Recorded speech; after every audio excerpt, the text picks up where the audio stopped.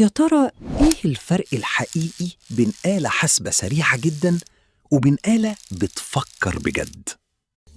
المرة اللي فاتت عرفنا ازاي الآلات بتحاول تقلد طريقة تفكير البشر، والنهاردة هنعرف الحكاية بدأت منين. اجهز عشان راجعين.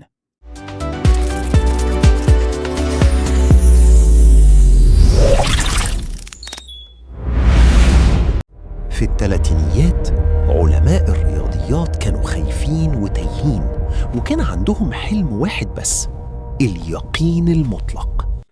العالم هيبرت كان بيحلم بمنهج يخلينا نحسب كل حاجة في الكون ونعرف الحق من الكذب. يا خبر، يعني كانوا فاكرين إن الدنيا كلها شوية حسابات وخلاص؟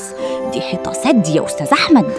الصدمة جت لما العالم جودل أثبت إن في حقائق مستحيل نثبتها داخل نفس النظام الرياضي. هنا ظهر الشاب آلان تورينج، وبدل ما يغرق في المعادلات تخيل آلة غريبة سماها الآلة الكونية. عبقرية تورينج إنه أثبت إن الآلة دي تقدر تحل أي مسألة لو عرفنا خطواتها المنطقية.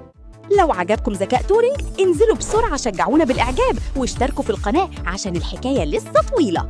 زمان الآلة كانت بتعمل حاجة واحدة بس، زي المحمصة اللي بتعمل توست وبس. لكن التليفون اللي في جيبك آلة واحدة بتقدر تتحول وتتظاهر إنها آلاف الآلات التانية. الفكرة دي كانت ولادة البرمجيات، نغير الرموز اللي على الشريط فالآلة وظيفتها تتغير بالكامل. تورينج ما كانش مجرد عالم، ده كان طفل. ميزته الكبيرة هي النزاهة والصدق الفطري. يعني لو الناني حاولت تسيبه يكسب عشان تفرحه كان بيكشفها فوراً ويقلب الدنيا؟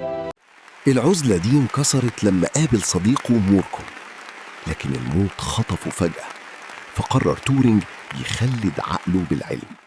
الصدمة خلت تورينج يسأل نفسه: إزاي العقل بيشتغل؟ وهل ممكن نخلقه من جديد عشان ما يموتش؟ الحرب قامت، والألمان كان عندهم آلة إنيجما اللي احتمالات شفرتها بتوصل للتريليونات. الألمان كانوا واثقين إن الشفرة مستحيل تتفك، لأن العقل البشري مستحيل يراجع كل الاحتمالات دي. تريليونات؟ دي محتاجة جيش. ابعتوا الفيديو ده لزمايلكم يشوفوا ازاي تورينج واجه الورطة دي. تيورينج بنى آلة بومب اللي كانت بترصد الأنماط، وبعدها آلة كولوسس اللي بتعالج 400,000,000 حرف في الثانية. تورينج قال: بدل ما نبرمج الآلة بكل القواعد، ليه ما نخليها تتعلم وتغلط زي عقل الطفل؟ تورينج كان بسيط وقال: أنا مش مهتم ببناء عقل خارق، أنا عايز عقل متوسط زي رئيس شركة التليفونات.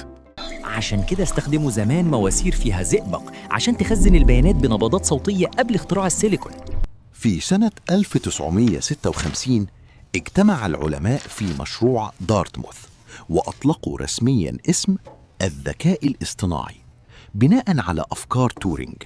الحكاية بدأت بحلم وانتهت بواقع بنعيشه كل يوم مع برامج ذكية زي تشات جي بي تي.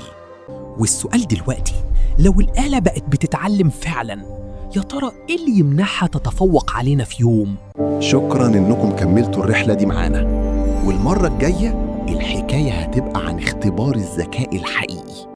المرة الجاية هنعرف إزاي اختبار تورينج بيفرق بين الإنسان والآلة. تفتكروا هتعرفوا تفرقوا؟